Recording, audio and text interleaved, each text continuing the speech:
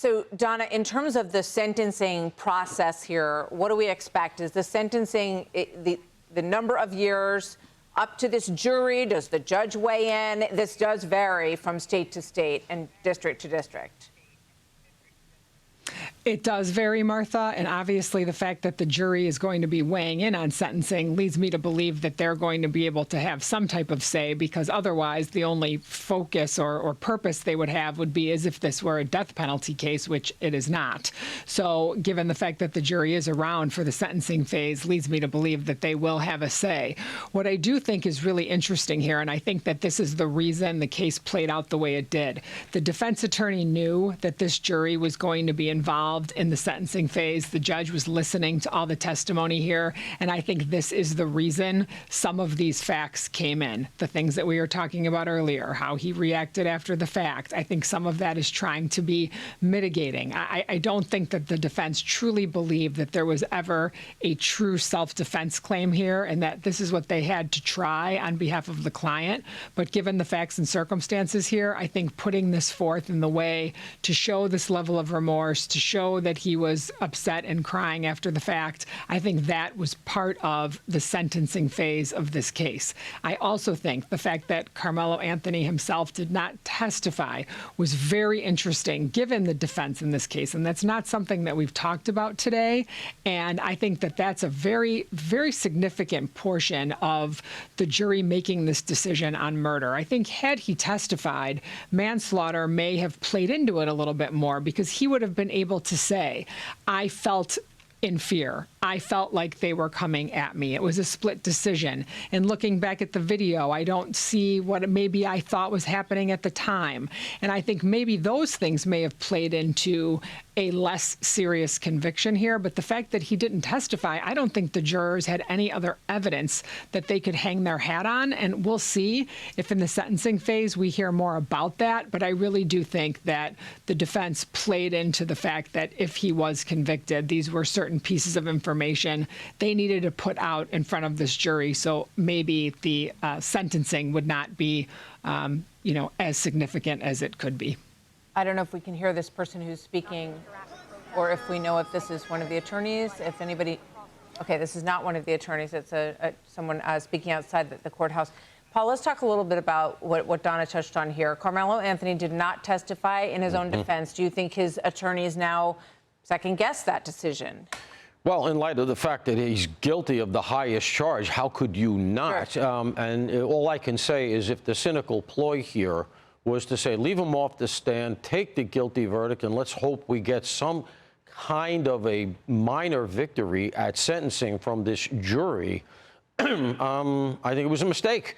The way this went, and in light of the tenor of the defense witnesses, who, as I said earlier, some of whom were reportedly black. There's no cameras in the courtroom, but that said, reportedly black testimony from black witnesses, and testimony on the defense side, wherein at least one of them started crying. It broke for the prosecution. So at that point, if you're sitting where the defense is and you're about to continue with your case, you probably have to go back and say, hey, look, we got a Hail Mary here, and that is we put you on the stand to play for a sympathetic jury sentence after a top charge conviction. Feels to me like the kind of 1 in a million shot you never want to put your client in the position of. Feels to me like it would have, at that point, the way things were going, to Donna's point, say, you know what, let's try to elicit some sympathy. Karmelo, get up there and do your best. The only thing I can think of is that they felt like, for some reason, there are some facts that we have not heard, that the prosecution may have been able to draw out of Karmelo that they felt would have even further hurt their case. Things like why he went to the tent, why he had the knife. There may be things that come out that we didn't get in the and this happens, that we didn't get for various evidentiary reasons in the four corners of the case, that we're going to hear subsequent. Because one of the things you notice you didn't get a lot of is character stuff here. You didn't get even about Metcalf. Like, one of the things I was kind of waiting for when the defense came forward was I was starting to wonder, do they have some sort of thing up their sleeve that's going to paint the victim, however unsavory that is, and I think we'd agree it is because the kid is dead, but do they have something where they're going to essentially paint the victim as somebody who almost deserved it, a bad kid who's had what was coming to him? And of course, all the reporting cuts against that, and ultimately that's not what happened. But I'm wondering if we're going to get some kind of character stuff that's going to come out that for whatever reason they decided let's not roll those dice, because the way this thing went, and you can't argue with the way it concluded, if you're sitting where the defense is, I think I might have taken the shot. Karmelo, get up there, do your best to be sympathetic. Maybe we get the manslaughter, and as a relatively young man, you'll see the light of day again.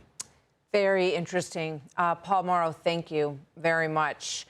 So, Donna Rotunno, we're waiting to hear from these attorneys, and we're also going to hear from General Jack Keane here in a moment on the downing of a U.S. Helicopter. So we want to get to that story as well. But is there a framework for sentencing here that is applicable based on this, the environment of this case, that speaks to you?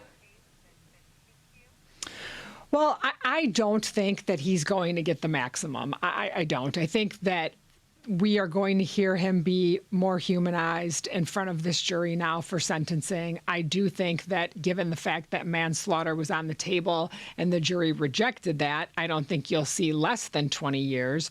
But I definitely do think that you will see a sentence where maybe this young man can see the light of day at some point in his life. One way or another, Austin Metcalf is never coming back, and this tragedy has already been compounded, given the fact that he will never be able to live again. And of course, Karmelo Anthony can, and his family can still go and visit him. And so I definitely think that the jury is going to, or the judge, whoever's going to hand down the ultimate sentence, it's going to be stiff. And I do think that it's going to be several decades. I'm just not so sure we're going to hear a life sentence here. So in terms of how this is going to work, I imagine we're going to hear victim impact statements. The judge and the jury will hear some statements from these families, correct? And is there any opportunity on the Anthony side for them to, plead for leniency in this case for any reason? Absolutely. Absolutely, Martha. You will. You will hear victim impact statements from his twin brother, from his parents, anybody that was close to him, if he has grandparents living. I mean, I'm sure we will hear from all of those people. They will also testify, most likely, in front of this jury if asked to do so. And Karmelo Anthony's family will have the same ability. His parents will be able to get up and talk about what life will look like without him. Now, remember, he has been out, and so he has been home with his family. That changes today upon this conviction, and he will be taken into custody, as we heard earlier. So they will talk about what it means to not have him at home, the siblings that he may have, and how it affects their lives, and how he, although alive, will be missing from their family for a long period of time as well. And so they will talk about that impact. They will talk about things in his life that are different from this, because remember, this is a 4-minute aspect of his life. And so we're going to hear about the other 17 plus years that he's lived and the things that he has done and the impact on his family. And so again, there are no winners here. So no matter what happens, this is a tragedy. Indeed, it is. Indeed. Thank you very much, Donna Rotunno. As we wait for the sentencing phase and to get more information on how that's going to work, Donna, thank you very much. Be sure to like and subscribe for all the Fox News latest on YouTube, and catch full shows streaming now on Fox One.